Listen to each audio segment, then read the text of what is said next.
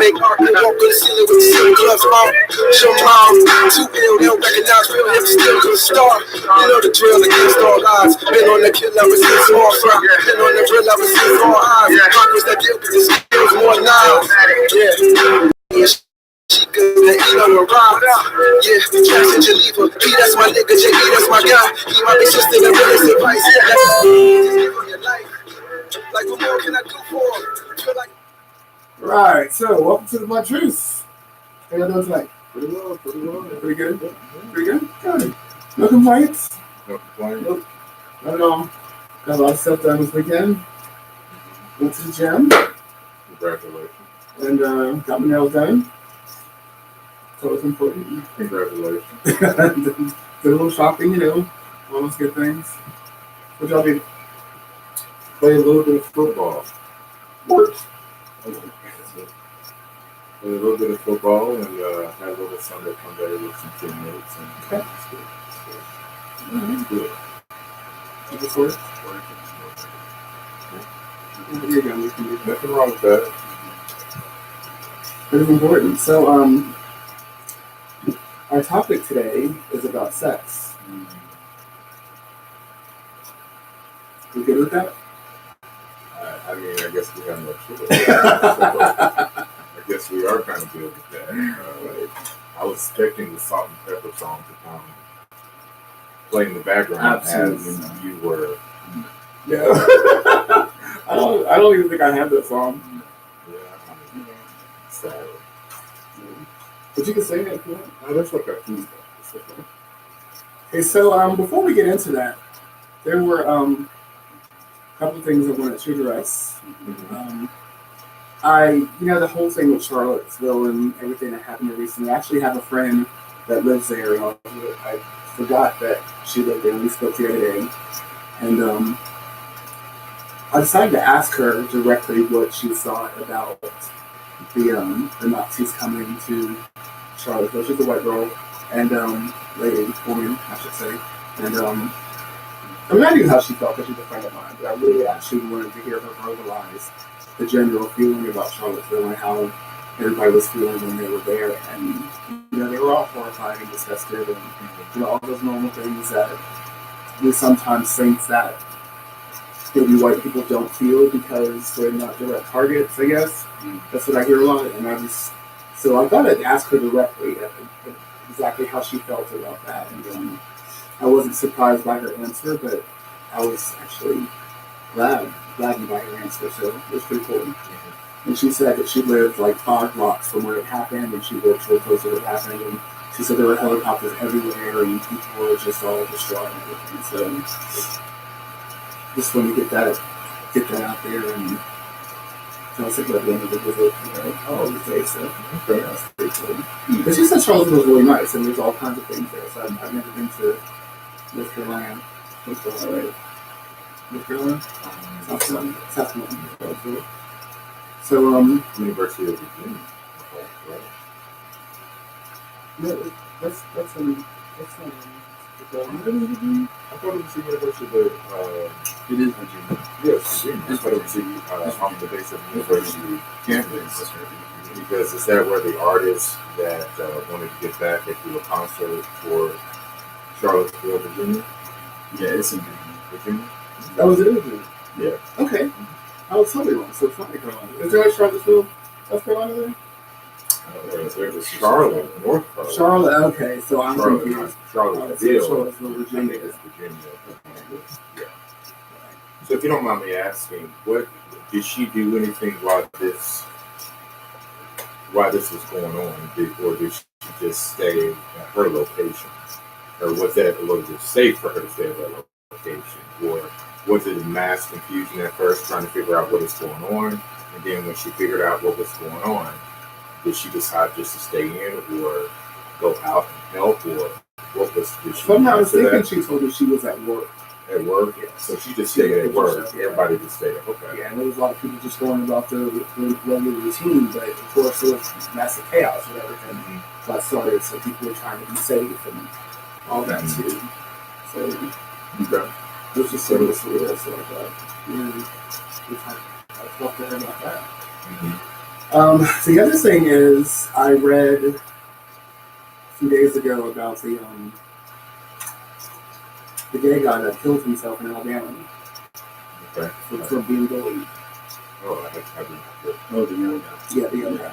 And I just thought that was just a really, I mean, it's a horrible thing that people are still getting bullied for being who they are. And I feel sorry for people that are afraid to be who they are, that you know, just want to project their pain and discomfort on others, because it's not about who other people are, but who you feel comfortable, how comfortable you are in your own skin.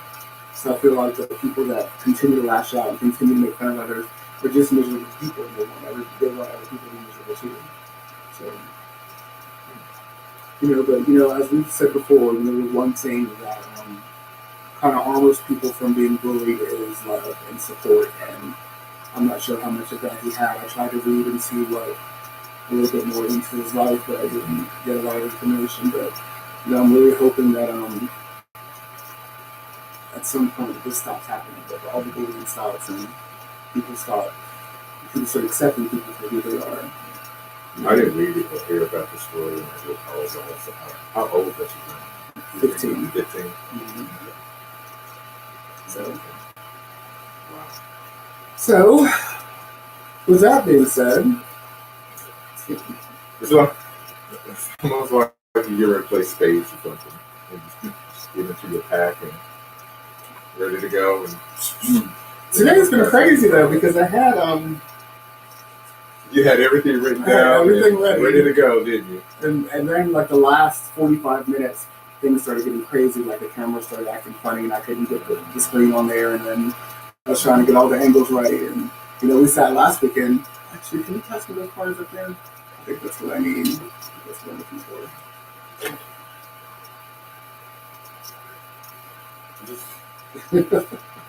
You got cars everywhere. Let's do that this over there. I'm sorry. You see where it is? This is what we did. Is that about sex? Yes. I have it. Okay, so. Sex cards. These are not sex Sex cards. Just They have information about sex on them. So while we're doing this, if you guys keep up on it, if anybody comments or anything, then we can try to, All right, so let's talk about sex. Sex. So we know it's pleasurable. There's this stigma about, there's lots of stigmas behind sex, and there's all kinds of ways of talking about it. So I thought that we'd start with some of the common things, No. Shawn Michaels like, do better. I love it. So do better. Do better. All right. So we know that sex is pleasurable, and people often don't want to be that person that's considered to have too much sex or sleeping around. They don't want that kind of reputation, but they want to do it. Does that make sense? Like, you don't want to be known as kind of a hoe, like you just sleep with everybody. But see, I'm gonna need you guys to not just look at me. I just don't. I don't. I mean, I'm not gonna say that you can't be too, not even adventurous, but if you're a consenting adult and you're having sex with another consenting adult, however many times you have sex, it's none of my business, right. And it does not mean anything in reality, in my opinion. Because you have people. I mean, I just don't see how it matters to somebody else how much sex I'm having. Like, it's not you and me having sex, so why do you care? So I don't see why it's important. Like, I would never call somebody a hoe because they had sex with you. Hell, if you had sex with 10 different people in a week, that's your business.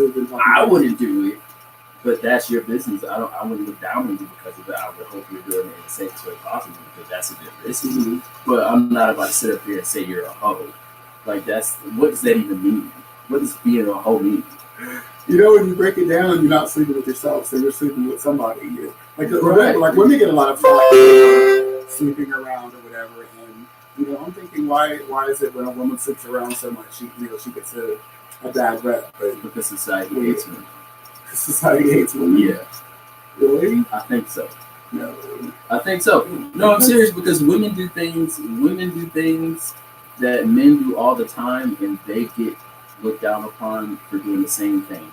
And on average, it's not like women are having sex with themselves, so they're having sex with somebody else. What do you mean they're not having sex with themselves? They're not having sex with themselves. I'm saying if you're gonna call a woman a hoe because she's having sex with a lot of people, or you feel like she's having sex too much, she's not having sex by herself. She's having sex with somebody else. Okay, just like a guy can have sex with So that's somebody my else. point. So I think right now in 2019 it's 50-50.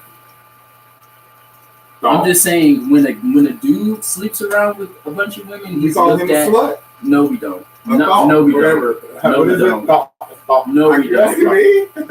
I would say generally Thought. within, and I don't know if this is the same within the white community. I'm not white, so I don't know. But within the black community, if you're young and you're sleeping around or just sleeping around, within a male context, I literally have conversations with people who are like, "Oh yeah, I did that, I hit that, I got that," and it's like a badge of honor, like a badge.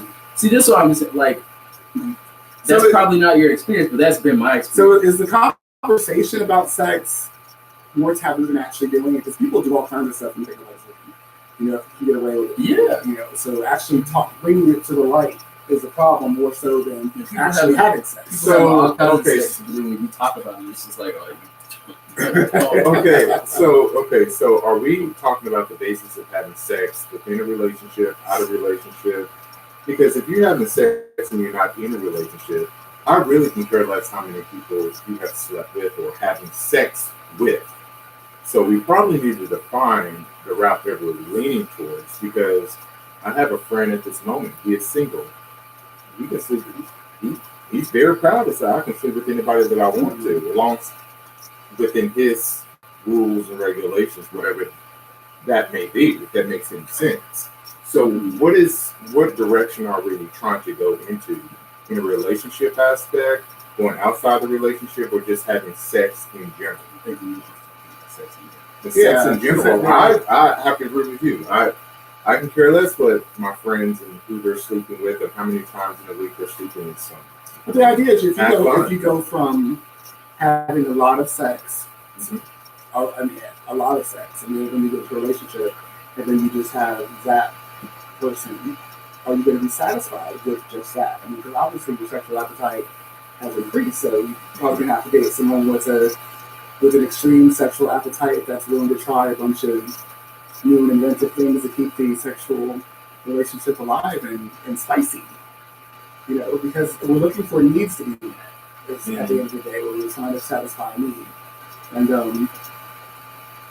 you know, in all reality, I think, or figuratively, sex is kind of a beast. It's kind of a monster. It grows. It comes up when, you know, when you just expect it. You know, people get horny and you know, at any time of the day, and you want to get that need met. So the question is, how are you going to do it? You're in a relationship, you can go home and, you know, do that and be satisfied, or, you know, if you're used to doing a whole lot of different things, is a relationship going to satisfy you? I mean, how do we satisfy our sexual needs?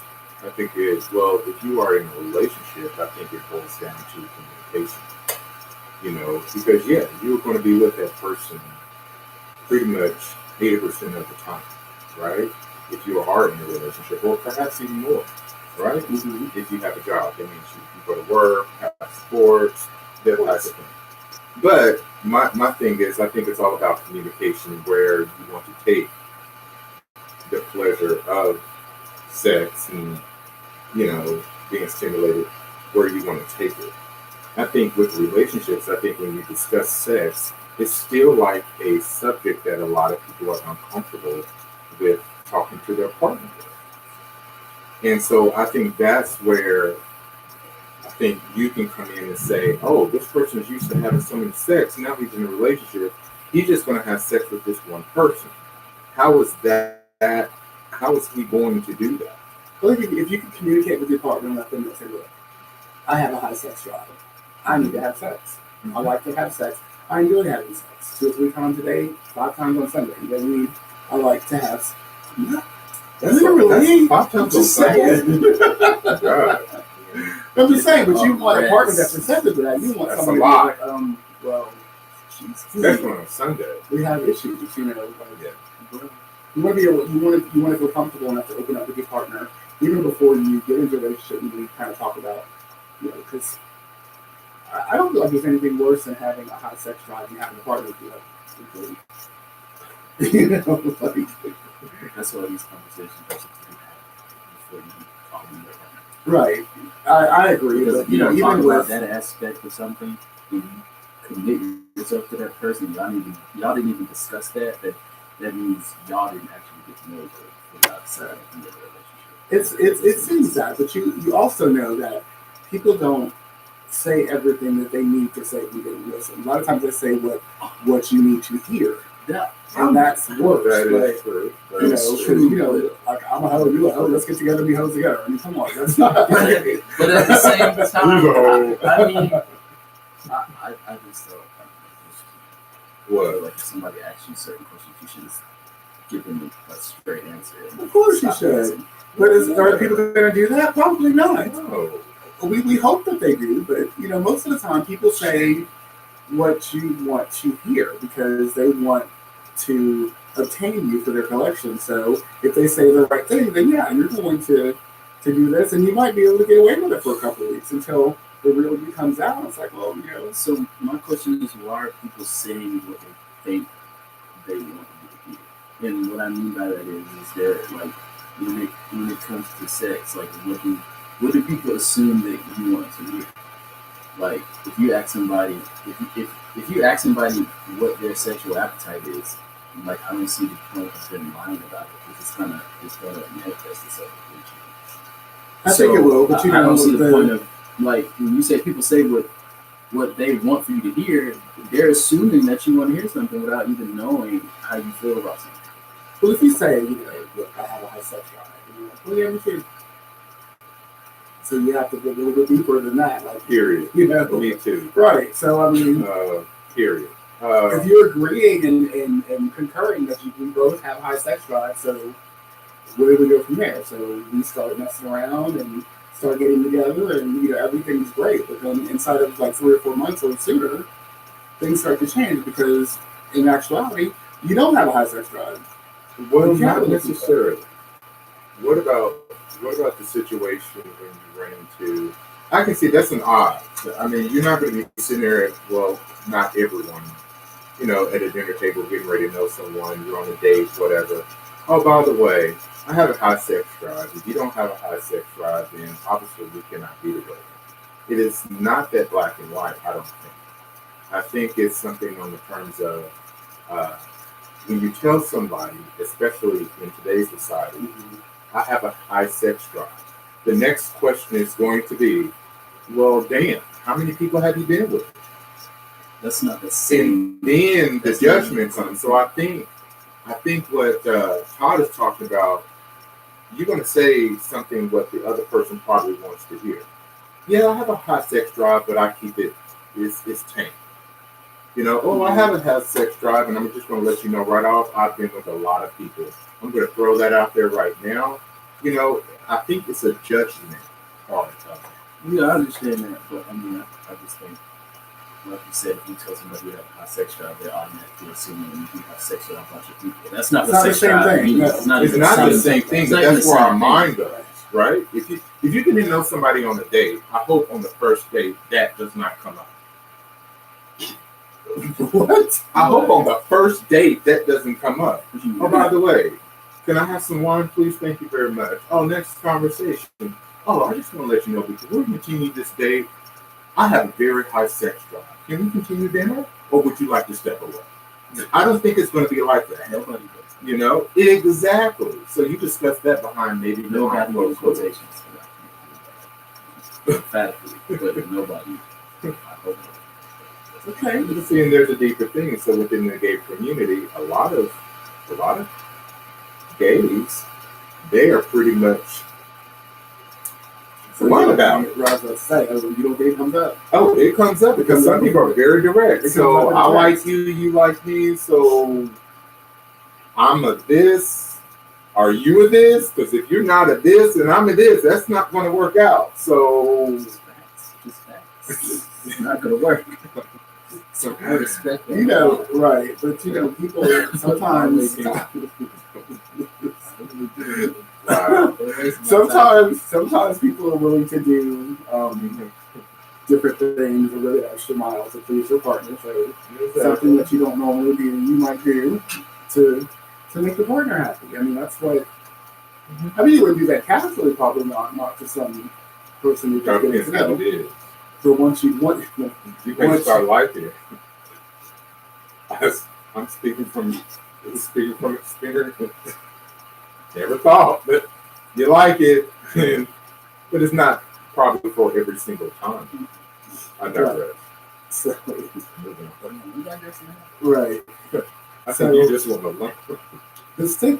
And one of the things that the stigma behind gay men and sex is just it's gotten worse because we're portrayed as just being oversexed, overstimulated little monsters. That's all we do. Every little thing that we see, it just talks about sex like that's all we are. We're sexual monsters. Is that true? I don't know. Brandon Eugene just said it's not that black and white. People have game, know what to say, and get what they want.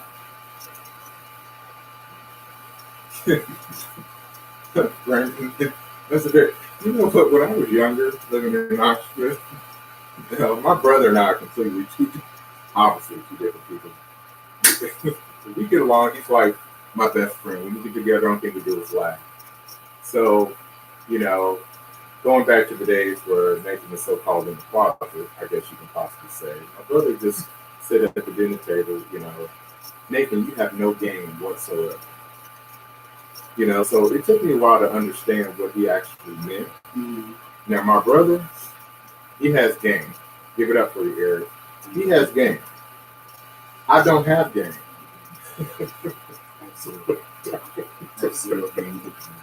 I'm no MVP in that category. My brother is. I'm not saying my brother is a, what do you call it? Thought. You keep asking me. I don't know. You out there in the world more than I am. Are you talking about that hoe over there thing? That little acronym? Yeah. Oh. See, I didn't even know that was what it stood for. Oh, God. That's me. It does. I don't think that's what that means, though. It is what it means. Is that what it means? I think you just said it. I really didn't know what I know what the the word thought means, but I think the usage of it, I don't think it's because someone is sleeping around. I think it's like just like a little calling somebody a bitch. No. It's used to describe people who are very promiscuous, active. Okay.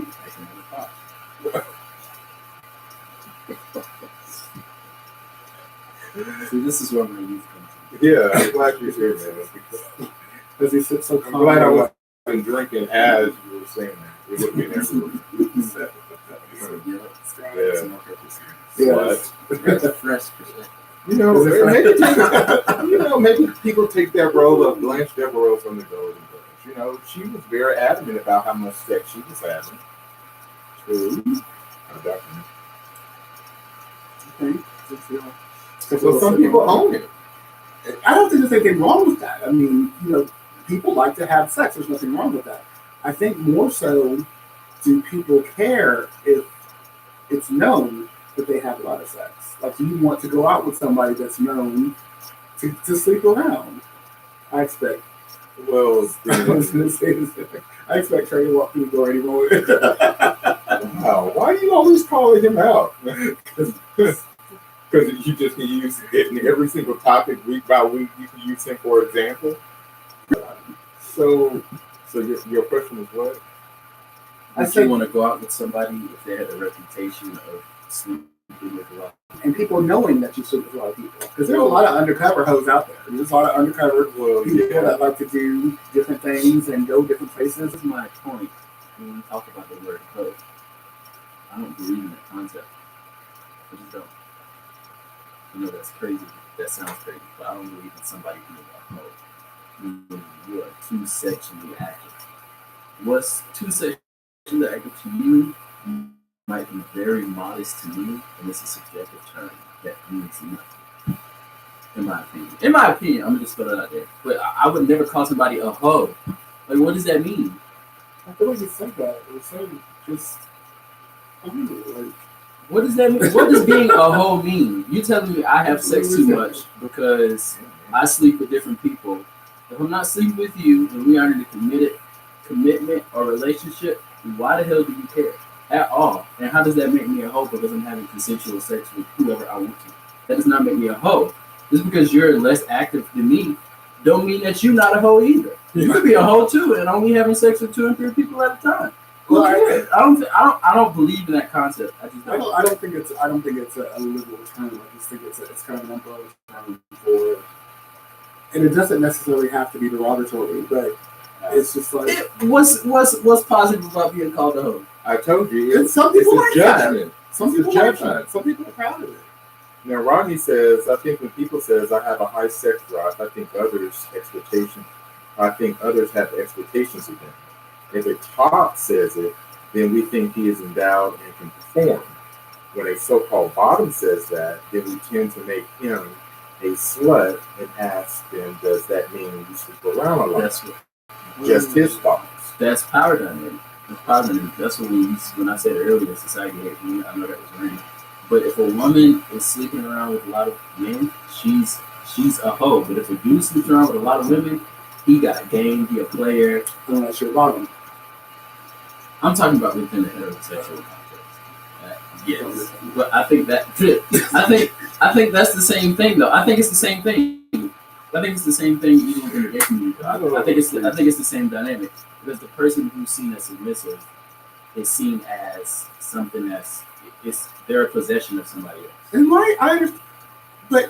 I don't get that because when you break it down, they're not sleeping by themselves. They're not having sex with themselves. That's what I've been saying. Yeah, right. So it's like the same. It's not like they just.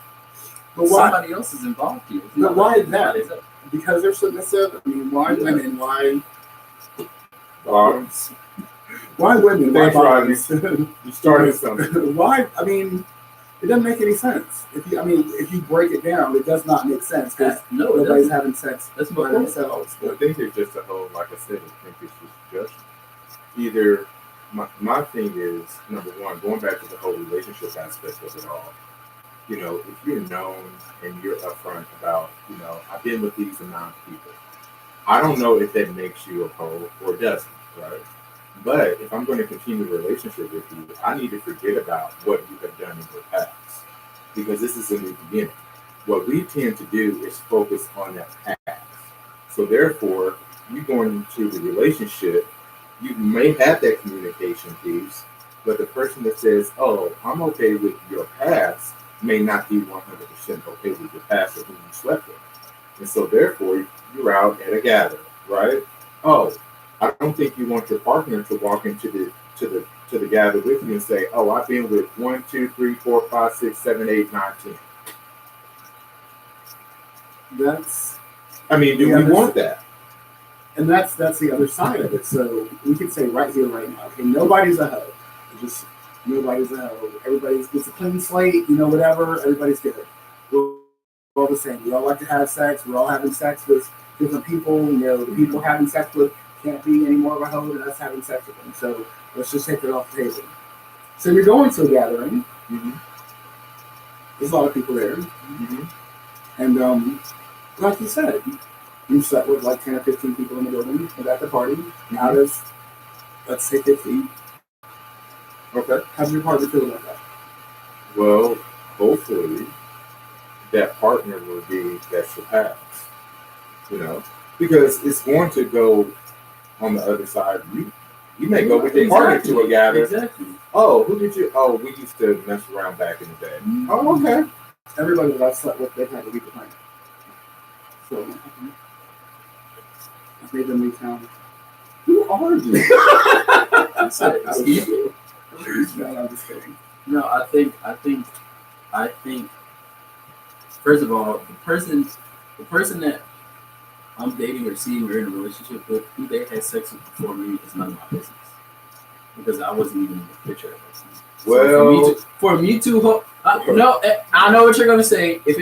Are you talking about like health when it relates to health and stuff like that? That's and something else. Yes. And I understand that, but I'm talking about. I'm not gonna say, oh, because you you had sex with that many people before me, then this can't work. So do you need to know if they've had sex with that person? No, Because you work, because you work a lot, and so he could come over with his gym buddy, and they could be working out. Would you need to know they've had sex already? No. So you wouldn't. But if I found out within the context of our relationship, that y'all did, it wouldn't bother me unless there's still something going on. Then that would bother me. But I don't know. I guess I'm just weird. Like if I found no, I don't think you're weird, but it I see doesn't what you're bother talking me. about.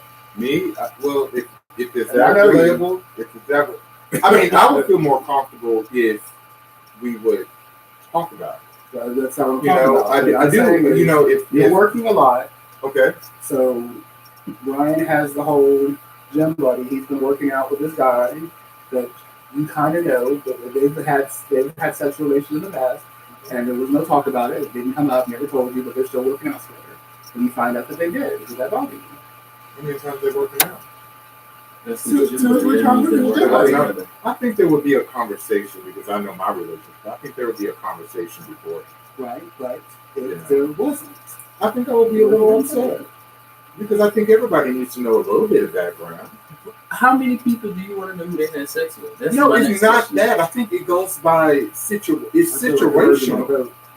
No, I think So you're it's saying, situational. so you're saying, Totally has to be situational. if they still have some kind of relationship with this person that's constant, then you would want to know. But if I it's think somebody that's that healthy. happened, if it's something that happened a long time ago, they don't even talk to this person anymore. You can care less. I could care less. What with the rib? I don't want to know every single person if I go into a Kroger or a bar or who you been with. God, that's exhausting. I'll wear myself out trying to think about it. So that's probably why you shouldn't know.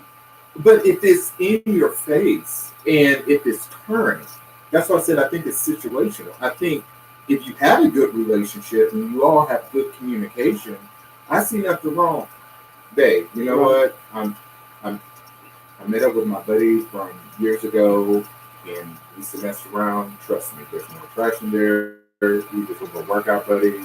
He's moved on. Obviously, I moved on. Just want to throw that out there and let you know. Okay. I'm cool. Rodney has a question. My question for you guys is: does the number of sexual partners someone has determines if you are going to be in a relationship or even a friendship with them? No, not for me. I think that I don't care. And the reason why I say it doesn't matter to me is because I feel like if you put a value on people based off of how much sex they have. That's what I'm saying. It's just I don't And within just don't believe in it.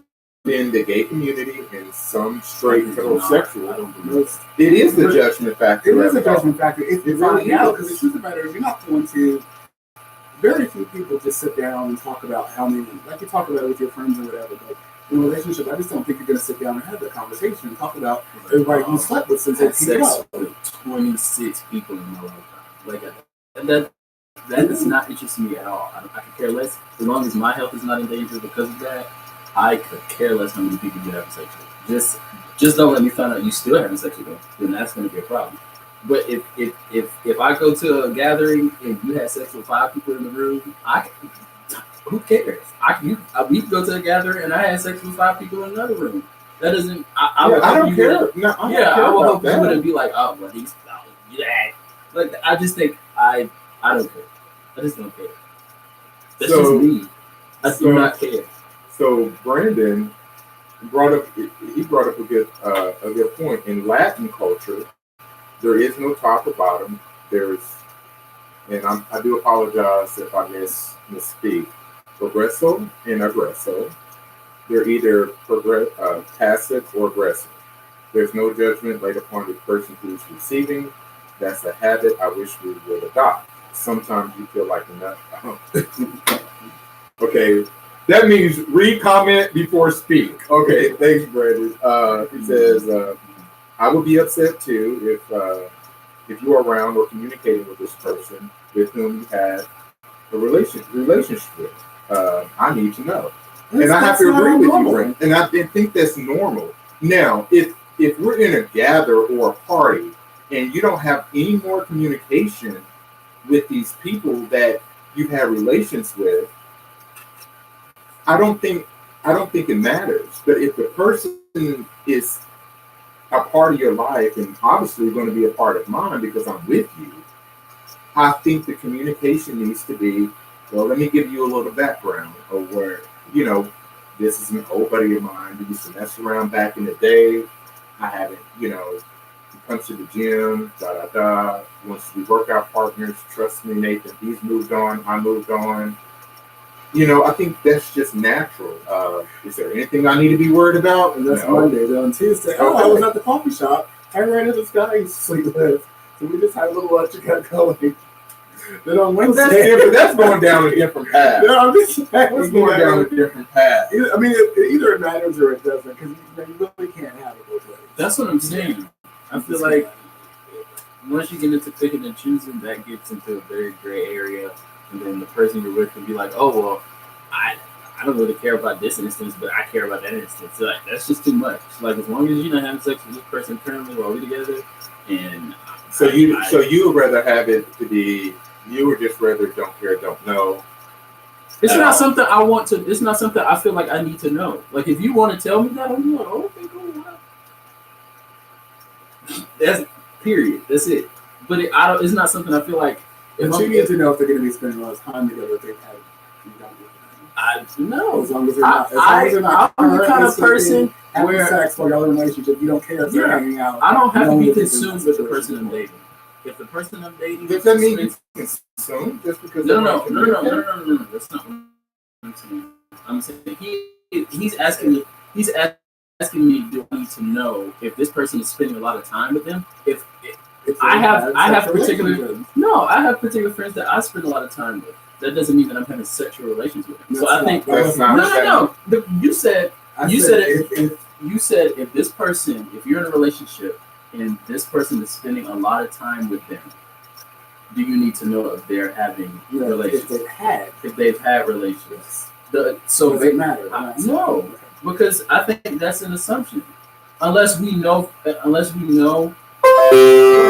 that an assumption? Wait. It's an assumption because you're saying. I'm saying if Jimmy says that he's hanging out with Tommy and they're hanging out together, you need to know if Jimmy and Tommy have had sex before. They're not actively having sex, but Jimmy, as your boyfriend, do you need to know if he's had sex with the person he's spending a lot of time with? No, you don't need to know. No, because I'm in my mind, I'm at that point assuming that because my boyfriend is spending a lot of time with somebody else besides me, that there's something going on.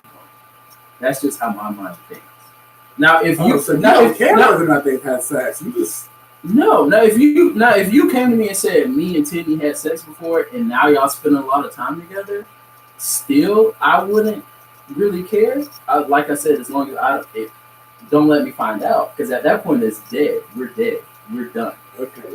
But I'm not have that communication. I'm saying if I'm dating someone and they told me, hey, this is somebody I had relations with in the past, but we still spend a lot of time together. I'm saying if I find out that while we're together, you cheated on me, the relationship is then dead. But I'm saying every time y'all together, I'm sitting there thinking, oh, you spend a lot of time with him. What's going on? Well, that's not my thought process. I don't think about that. I'm saying they've had sex before and that they're spending a lot of time together now. Because as long as they're not having sex now.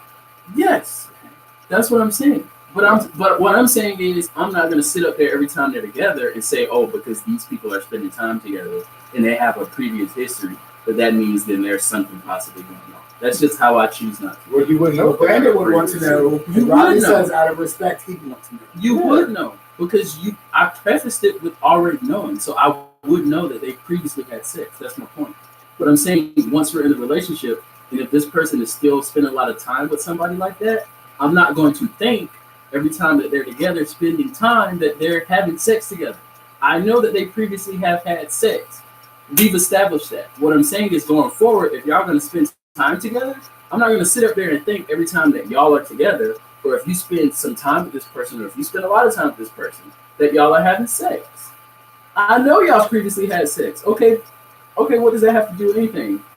My point is, don't do it while we're together. Well, I don't think anybody wants that. I don't think anybody wants to know if y'all are still doing it. I don't think that was the question, because I was under the impression that you don't need to know anything. You didn't need to know if they've been together. I said if they voluntarily tell me that. No, we're saying that they don't tell you. If they don't tell me, they don't tell me. I don't need them to tell me either. I'm saying in the context of if they choose to tell me that, then now it's something I know. But I'm not going to ask you, oh, have you slept with this person before? That's that. I don't think That's not I something don't I'm think you interested should in. ask. I just think it just needs to come That's just something I'm not. naturally. Because Because to be conversation. honest, I wouldn't want the person I'm dating every time I have an interaction with somebody, they have to ask me, oh, y'all been sleeping around together because y'all. That's annoying to me. But you think about it though. I mean, I don't know. I've come a long way, and You don't have me in the room of punk. So I like that. I love that. Exactly. It's just me. You know, you don't want to be surprised. Hello? I mean, nobody wants to be in that situation. I'm sorry, nobody does. You know, I don't want to talk to someone, become friends with this individual, no communication from the boy, and we like, oh, let's invite him to Din Din. You know? Oh, Nathan. Dude, oh, guess what? We had a couple of drinks. Everybody's drinking at the table. Oh, Jimmy, did you know, you remember 2 years ago, you know, when we, you know, blah, blah, blah, blah, blah. I'm going to tell you what my reaction will be at that dinner table after 3 glasses of wine. the whole city block right there. What? What did you say? What did you say? First of all, I think the communication piece needs to be there. That would be very. First of all, that would be very tacky of anybody to do after being married to them. Well, Second of all, that's just example. why would you?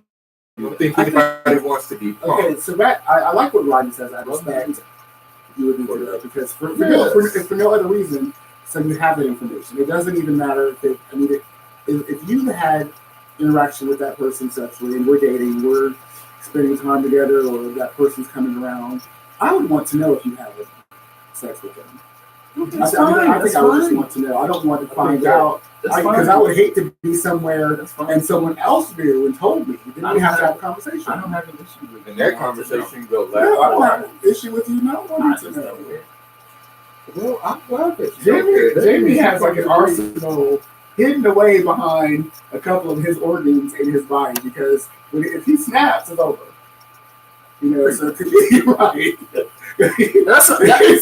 For me, it's just He don't care about a lot of things, but when he starts to care about, it's just certain things I don't care about. can get out. But if you cross particular lines with me, we are dead. Like I said, I don't. You know, your previous sexual history up until the point of meeting me and us being in a committed relationship, I can't do anything to change that. No, I can't, but I can't do anything to change it.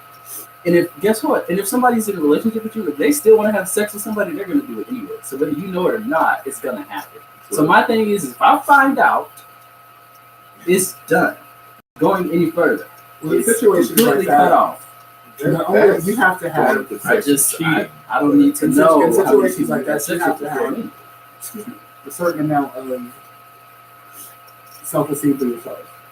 To interact with someone like that, because like you said, you don't want to think that every time someone's out with this person, every time they're out with this You get person, into every time they out with their friends, he's sleeping around. You don't know that unless you know that. Don't even.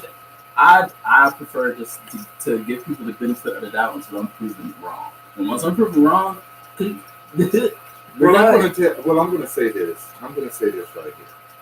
Yes, I do see where you're coming from, and I think that it's very honorable of you to just, drop it all, leave it at the note, right? My thing is, there's a lot of situations that you can be in, but the communication still needs to be there. For example, you meet somebody, you start dating, they have an ex, they have a dog, right? That dog, boyfriend has to go take care of the dog during the day. Ex-boyfriend comes in because he lives there all the time. My mind does not go to they're still having sex. I already know about the past. I'm not judging or getting upset because my boyfriend is going to take care of his dog at his ex-boyfriend's house. So I don't think about it. I already know. It's comfortable now. We've moved on. You see what I'm saying? Mhm. Am I making any sense, Paul? Yeah. I So I think with me, it's like that communication piece needs to be there. Whether that partner can accept it is a different thing. But like Rodney said, you don't. It's out of respect. It's out of yeah, well, respect for I that. understand what you're saying. If me and my ex-boyfriend shared a dog, and my dog still lived at my ex-boyfriend's house, and I'm going to my ex-boyfriend's house all the time, why would I not tell the person I'm with, hey, this is why? You'll be amazed because people are messy. Like Brian see, said, some I people guess are messy I- and like to spark issues. Like I said, I guess I'm thinking from the perspective of giving people the benefit of the doubt that they're not doing anything unnecessary wrong. And I think all of us want to give That's the how relationship the I'm benefit of the thinking through my lens. Because I honestly feel like if I even take the step to be in a relationship with you, I kind of expect that from you at that point.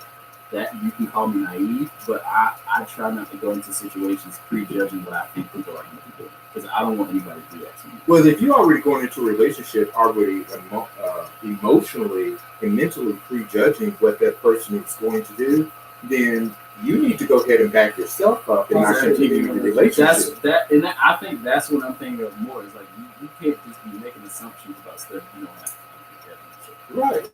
Because some you have people who literally used to go together and are like great friends now, and there's no sexual tension. There's Correct. nothing there. Correct. But if you have somebody who's very, very possessive, because you feel like this person is yours, you own this person now. Mhm. In my opinion, like you have people who are like, oh, well, why are you there? Who you with? Like that's a level of possessiveness that I can't deal with.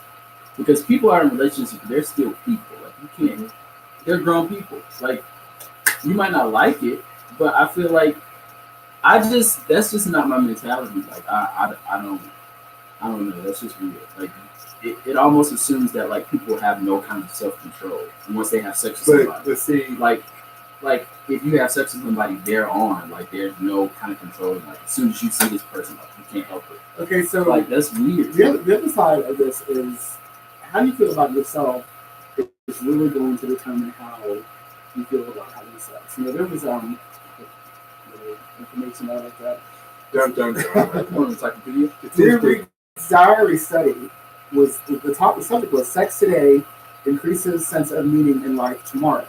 So it says if an individual gains sexual access to a romantic partner, this should raise momentary affect and increase one's sense of self-worth or meaning in life. Yeah, that's what they mean something. Yeah, Right. I can see that. Yeah. But little sexual encounters, but they're saying that little sexual encounters, they satisfy an immediate need, but long term you end up feeling more lonely at the end, especially if you're lonely. So people do things sexually, anybody has sex, and all kinds of ways to have sex, especially here in this big city or anywhere else.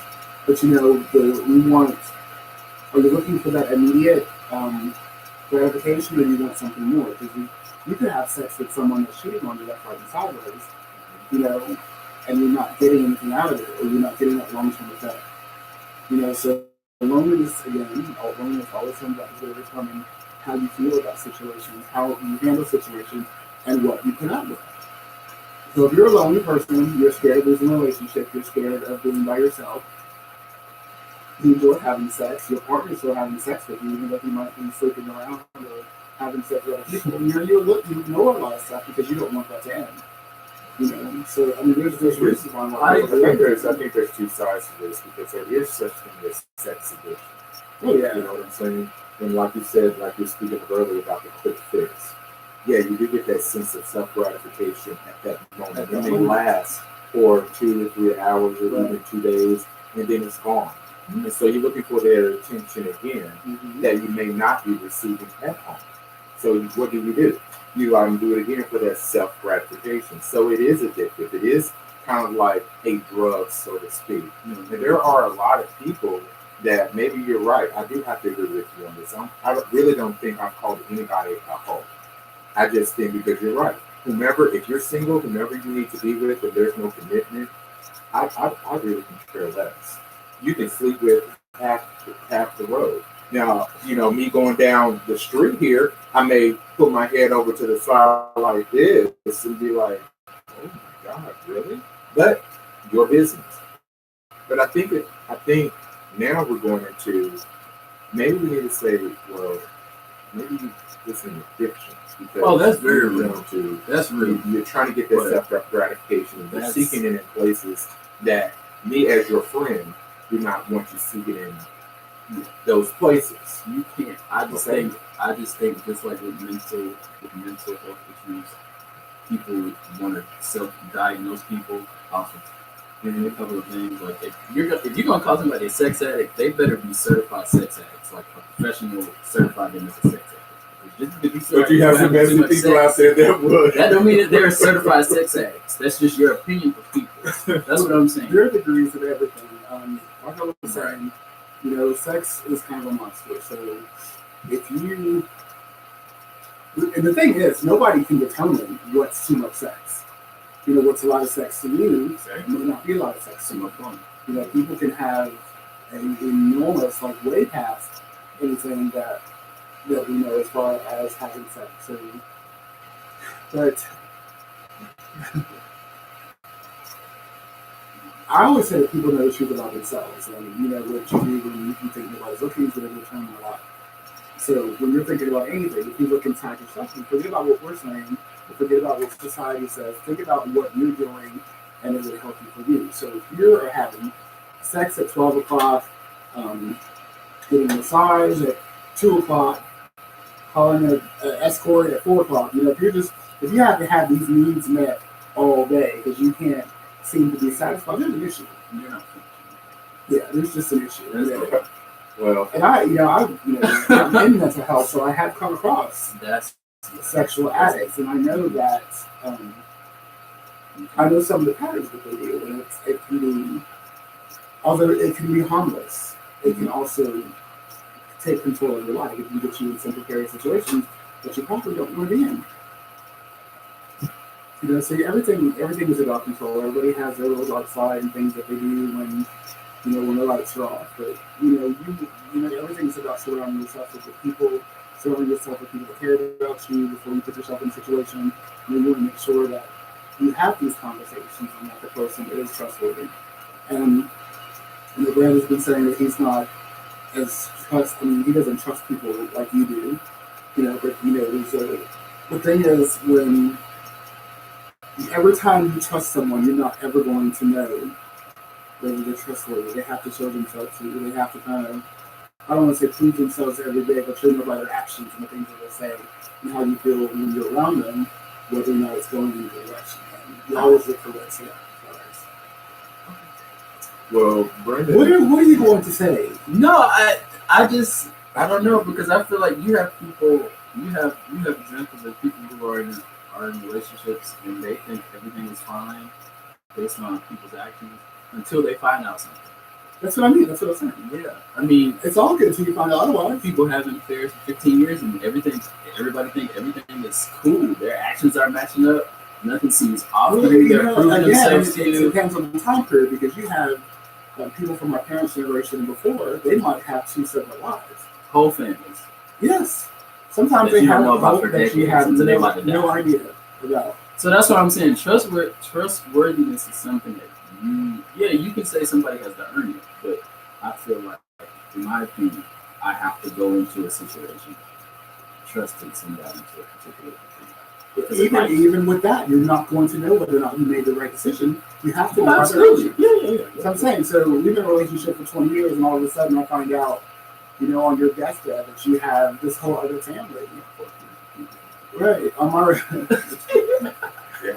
my reflection of our relationship, Amen. but on our reflection of our relationship, none of that's coming up. So my memories of you are all good, except for this one incident when I found out all the other stuff. Mhm.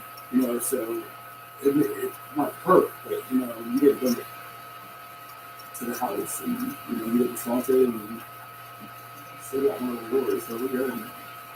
Okay, back at Tiffany. So Brandon Todd said, he liked what you said, Todd. He said, that's true, Todd. I met people whose self-worth came from the amount of sexual attention they received. Mm-hmm.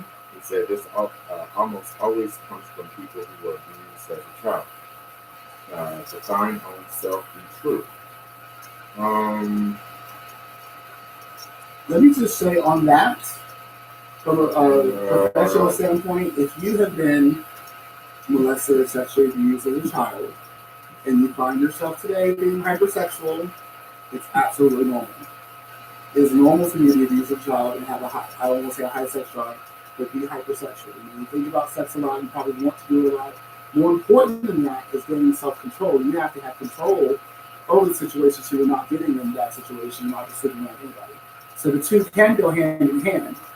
You know, the hypersexuality from being abused will happen, but you have to gain your self-control over that situation to keep it from going too far. So there's that. Crickets.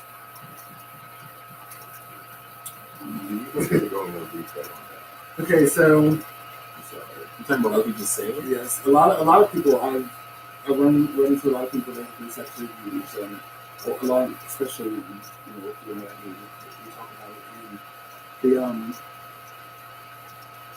it always comes up that they've slept around, that they've slept with multiple partners, that they just had a lot of sex, and they can't seem to control it. When you learn something before you learn self-control, it kind of takes over. Mm-hmm. So if you've been molested, you learned a gratification before you learned how to have self-control. Mm-hmm. So as kids, you grow up in that same mindset for the most part. Not everybody, but most people, you still want that gratification. You still want that need met because that's what you used to. And you end up getting into a lot of situations sexually because you're still trying to satisfy that. You may not be aware why, but that's how it comes across. This is, it's just, I can't explain it any further than that. It's just kind of how it is. You learn something before you were prepared to it. Right. And even though, this is going to sound crazy, but even though, I'm not going to say that, just even but it's just something that, it's something you learn early that you probably should have learned at that point. It's a real need, but it wasn't a need then. You see what I'm saying? So now you're chasing after that. Basically, you get introduced to sex at 8. By the time you're 20, why would you look? What 8-year-old should be even thinking about sex? Right. I mean, like forcibly, right? Because at 8, you was a little curious. You had a little thoughts and stuff. You like, oh, what's you? I don't even remember. I do. I remember elementary school. I turned that corner. That makes sense. Shit.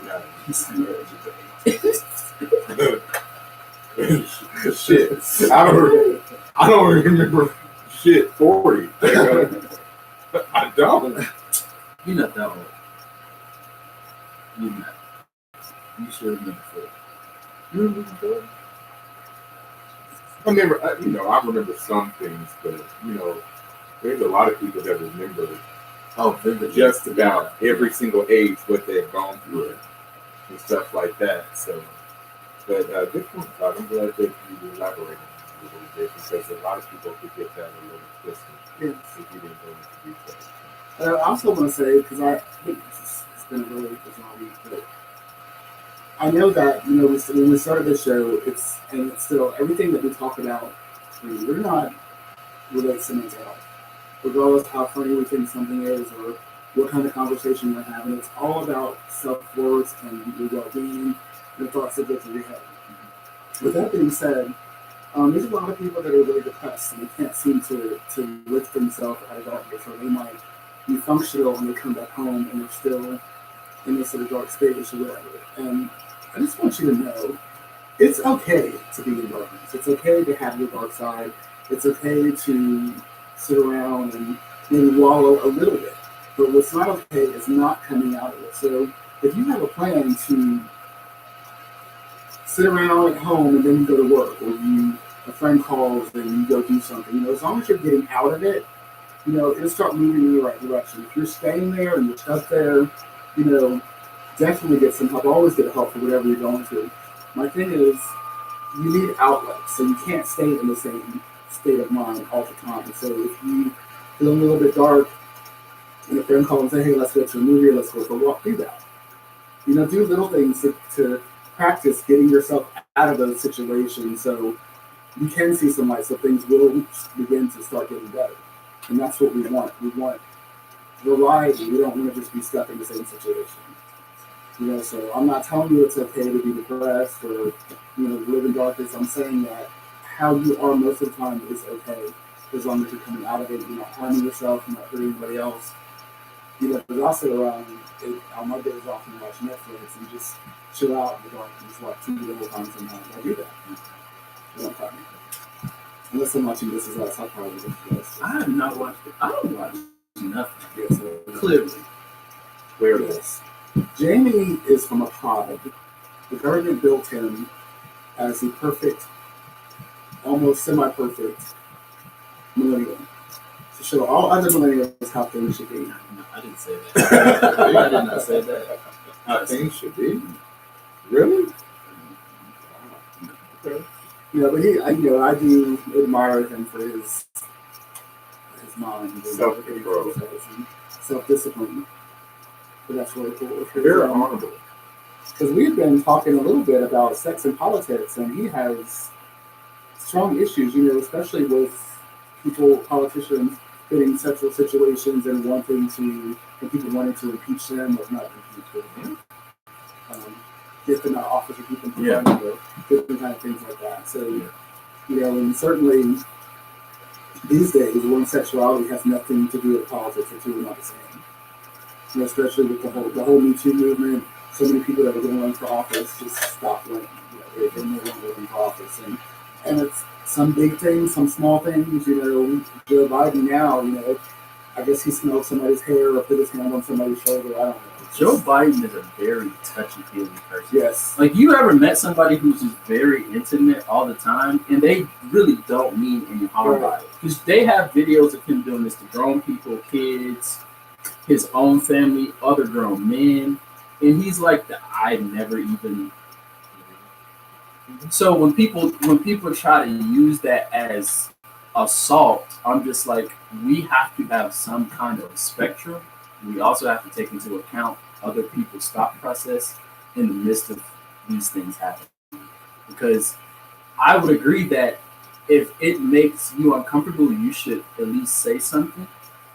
In my opinion, I'm not saying you always can, but what I'm saying is if you're around a person and they're not literally physically harming you, but they're very intimate with you and you don't like it, you should say, hey, I prefer you not to, because if this person if that's just their way of trying to comfort you or make you feel comfortable around them, then that's what some people do. Like I know people like that, and I've had to say, look, I'm gonna get the truth. Like, I'm not mad at you. That's just how you express, yourself. But if you don't let somebody know that something is not comfortable to you, and it's not blatant, like he's not physically groping somebody or something like that, then I don't think he would know that. And when it was addressed to him, he was like, look, that's just how I've always been, but I will take that into consideration. Like, that's just something I won't do anymore because he said that on the video. Right? Yeah, he was like, that's just how I do things. Yeah. And then you had a woman, they played a video, I think somebody, the defense secretary or somebody being sworn in, and their wife was right in front of Joe Biden, and he was like rubbing her shoulders and kind of like, it looked weird. And they talked to her and she was like, I was so nervous. And she was like, he actually calmed me down because she was like, I'm not used to being in this kind of setting. I'm on TV. We at a presidential podium. All this is going on. And I'm just having to stand here. I don't know what to do. So people played the video and was like, oh, this is just gross. But the person who actually encountered it was like, he actually comforted me in the moment. So I think you have to have nuance in these conversations. Like, you can't assume people's intent. And even the women who've come out and said that, oh, back in 2008, he rubbed my back a certain way. Like, that's what drives me crazy. Like, that's what seriously throws. That pisses me off.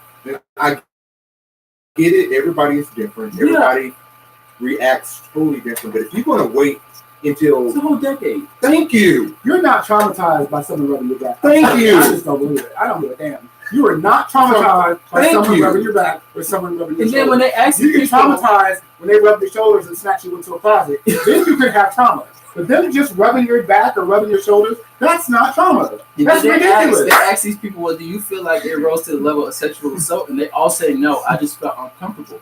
So if somebody's making you feel uncomfortable and they don't have you in a position where you literally feel like you can't do anything about it because they're overpowering you or whatever, then you should let them. Okay, so now we're going to bat for feeling uncomfortable. Well, if that's the case, then Now we're uncomfortable. See, that's what a lot of things know. That's what I'm saying. I think people should let that be known, but I don't think you can't attach making someone uncomfortable to sexual assault culture. Exactly. Like, that's And do just it, not. and don't do it on CNN. That's or different. NBC or ABC That's or CBS. that's Just let the different. person know. That's Seriously, different. Yeah. That's that's different. ridiculous. That's different. I think that's It goes to the same thing where you talked about. Like if I hurt my shoulder, and one of my coworkers that I'm cool with was like, Nathan, man, good game last night. Oh, dude, man, watch the shoulder. I played football yesterday. It's what are you going to do? You're going to try your best not to touch that shoulder again. Right. So I think you're right. There is a way to say it. And I There agree. is a way to say it. But if this happened in 2008 and it's 2019, and you feel the need to come forward And the because thing- you feel like you have all the rights in the world, I would tell you, and I'm so sorry if this is going to piss people off, I would tell you to sit the down because it's not.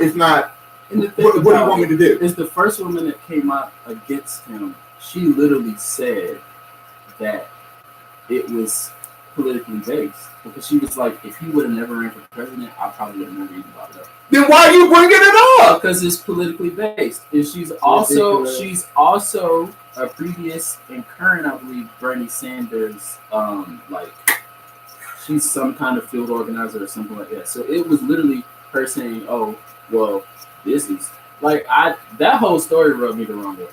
It's not the same thing as somebody literally sexually assaulting you, like violating you. Yes, I can. Being silent helps nothing. You know, you're supposed to say something, Right. but you have to say something on the news media. You say something to that person that did it to you. You don't just. It's To just me, that gotten means money so was involved. ridiculous. Yeah, You know, and blame the news captain and that's team all and that stuff it because they is. want to sensationalize everything. This guy was saying, no, that's not the story. But it really? That's just Are you like kidding me? that's just like today. You know, the whole Anita Hill thing is going on with him too. I don't think I was alive that day. But apparently he was the head of the Senate Judiciary Committee. That is the person who basically to chair the committee. They basically they organize the committee, they control it, they allow people to speak, they tell them they can speak, they set time and all that stuff. So apparently during the confirmation of Clarence Thomas, Anita Hill was somebody who testified that she was sexually assaulted by him. So a lot of people said Joe Biden didn't give her a fair hearing, which I can totally understand. But I think people, and this is my issue with a lot of people, there's not a fundamental understanding of how government functions. He can't silence people who agree with Clarence Thomas on the Senate Judiciary Committee hearing. There were people there who agree with him, and there were people there who disagree with Clarence Thomas. Joe Biden, simply because he agreed with Anita Hill, which he made clear during that time that he believed her, but as the Senate chairman of a committee, you can't hush opposition. That's not how things work. So a lot of people took him not hushing them as him not doing enough for her. And there was also this thing where they said, oh, well, he didn't allow certain people to speak. And he said, I actually sent letters to these women and said, we want you to speak, but if you don't want to speak, that's up to you. And he said there's documented evidence that he reached out to these women to have them testify. Sometimes people don't want to testify. So I think people have a fundamental misunderstanding of how stuff like that works. That's just like with the Brett Kavanaugh stuff. A lot of people felt like the people who ran that didn't run it fairly. Well, that's your opinion. But if I'm on a committee, everybody has the right to speak on this committee. I'm not going to shut them up because I disagree with them. That's not how it works. It's a speculation that it's maddening. Yeah. Okay, so Joe Biden apparently called Anita or similar, or however he may contact her. He called And, and she was like, okay, cool, whatever. I'm going to see what you're going to do to continue to empower women before I can really accept your apology. Right. That's what she said. Yeah, That's what he did. Period. And then So all this other extra stuff that But people see, my don't problem talk is, about ridiculous. what has the man behind the desk done day after day after day, but you still voted for his ass. So I think that will give us some. My issue So is moving on. 2008, you just rubbed your shoulders, but you got a problem. But the man behind the desk complimented somebody. Never mind. That's the thing. It's all the speculation. That's the issue. You know, we know how Anita reacted. We know what Joe did. Period. That should be the end of it. But everybody else is speculating. Well, she could have felt this way. He may have, and all this. And every story that comes up, it's always this extra speculation. And people are on there talking about stuff, but they don't know what they're talking about. I get out there and give my opinion about the files and the FBI and tell you what I think. It's not going to change anything. It's not going to make anything happen. It's not going to tell you what's in a report. It doesn't do anything. So all the extra speculation, I just turn it off because it's so annoying right now. I guess this is what my other issue with it is a lot of people saying, "Oh, he should have taken responsibility for how it's conducted." So today he did it, and people are still like, "Oh, it's too late now." So my issue is if you want people to be held accountable, you want them to do certain things. Once they do it, shut the hell up. That's just my opinion. I agree with You that. can't demand people to do stuff, and then when they meet your demand, you still want to drag it on. Right. Like at that point, you're just, and this might make people mad, but you're nitpicking and you're bitter.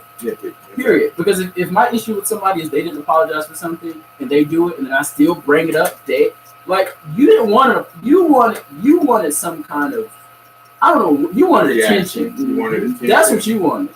Because gravitating towards that attention, gravitating towards that self-gratification. Yes. Well, you think somebody else wants, so you're going to continue digging. I mean, You're not happy with yourself. So, yeah.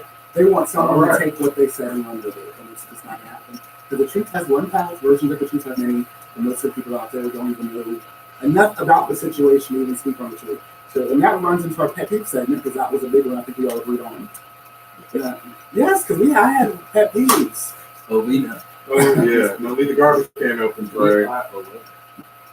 Yeah. I was still tripping on that garbage can. You don't want to walk in someone's house and it smells like garbage. I know, but it's embedded in my head. Yes. This shit is a foot pedal. Push the button. Step one, close it down. But my other pet peeve today, just because you're driving and put your blinker on, does not mean you don't have to look and see if I'm coming. People put their blinkers on and just move over like the whole world is going to stop because they put their blinker on. I don't know who touched y'all. That doesn't make any sense. A blinker means look, make sure the other person knows, and then move over. Not just put your blinker on and It move also over. means that once you touch your blinker on and your path is clear, don't mosey your way over into the next lane. Get Right. the hell over into the next lane. Exactly. Please. That pisses me off It's to no end. insanity. When somebody take their limousine time Right. to get over to the next lane, just please get over. Like, please don't do that. I hate that. Or someone pulls out in front of you and goes really, really slow. I mean, you literally have to hit your brakes to keep from smashing them in the behind. I They just didn't realize I used to be like real rage. I was not that serious until I started driving. I'd Right. be yelling. I'd be like, look, please move. It's horrible. So I hate that too. Ladies and gentlemen, pet peeves. Why are you behind the wheel? Welcome to Atlanta. Oh, I have a couple more. Those of you that at the Poli's Pizza, they like to park right in front of the damn pizza place, right at the intersection. How many of y'all stop doing that? Who? Where? The Poli's up there on Monroe and Piedmont. You know, people stop right in front of the pizza place in the middle of Monroe and then just stop to wait for. You can't do that. You cannot do that. Yes, in the street, you turn the corner and someone stopped right there. That's not 2 or 3 cars just waiting, and there's a parking lot right next to the building. Just go out 5 feet and turn into the parking lot. They can't do that. They want to cause accidents and stuff. You know, I hate that. I don't like that. Well, it's a pizza building. Yeah, pizza's long. That's probably why they just disorganized. There's a process for everything. Well, if that's If you want the pizza, pull into the Like, parking will I lot. stop in the street? I stopped in the street too. But don't do it while he's behind. That's right. That's right. And Pet peeves. pet peeves. I like that. Yes. And Uber drivers, Lyft drivers. Let me just say that I drove for Lyft for a little while. and nowhere did it tell me that I could just stop wherever the hell I want. Just cross over wherever you want, pull into any, just whatever you need to do to pick up that person or drop that person off. That's what's being done. Please, please, please be more careful. Just be more careful. Think about what you're doing. Don't just stop it.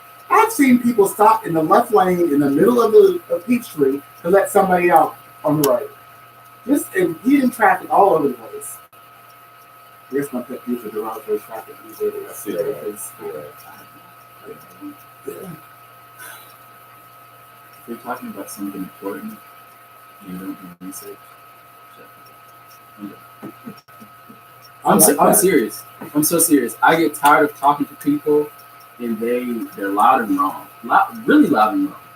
because they think if you talk loud enough, I mean, you really scream loud enough, wrong. you could be right. And then people be like, "You're right," and I'm just like, "No, No. you're not." And You're just loud. I'm going to say this, and I'm going to be quiet. There was a report released that the prison population in total for the country had been reducing for like a decade or so. So this black girl, she was like, "Oh, that's only happening because they're not locking them up no more. They're just killing them and getting away with it." I said, "Why would you say something that ignorant? Why would you say something that ignorant? Why would no? Because there are people who do work every day on issues like that, and for you to delegitimize the work that they did to get the population to decrease, it's just stupid." And then you got this tweet got thousands of likes, and I was pissed off. I was like, "This is just ignorant." It is ignorant. Oh, well, that's whatever. I said, this is what's wrong with this world right now. People just say stuff and they don't care, and people like it because it's what they want to hear, no matter if it's true or not. Like, she had no kind of basis for this statement. It was just, "Oh, they killing us, so that's why it's going down." Do you know how many black people the police will have to kill for the prison population to go down? Especially since the people that they killed were never in prison, you idiot. I said the prison population. Right. So if they never went to prison, how the prison population went down if they were killed outside of prison? You sound dumb. Probably are. And I mean 3,000 likes, 2,500 retweets. Yeah, she got facts. She got facts. Pisses me off. People are willfully ignorant, and they Especially if they wrote she died. facts, sis. I'll be like, "Oh, take me off this planet." That's another pet peeve. You cannot write like you talk. You know, I mean, just Yeah. I mean, people learn to do that. I just. Are y'all calm? Are y'all okay? I'm glad y'all got that out. Monday pet peeves. A new segment So how do you- that I did not. This is just me looking at him because he goes to the gym and people are sitting there on the weight bench, not doing anything but talking on their phone. How do you feel about that, Nathan? His neck is not right. Right. Oh man. They've been on the machine that you want to use for like 5 or 6 minutes and done but one set. And when you finally get done, you go into the I'm locker not red room. because I'm laughing. I'm not red because I'm hot. I'm red. And then when you're because done, I'm you finally wild. go into the locker room, and there's that one guy that just goes from the sauna to the shower, to the pool, to the sauna, to the shower, not doing anything, but just looking.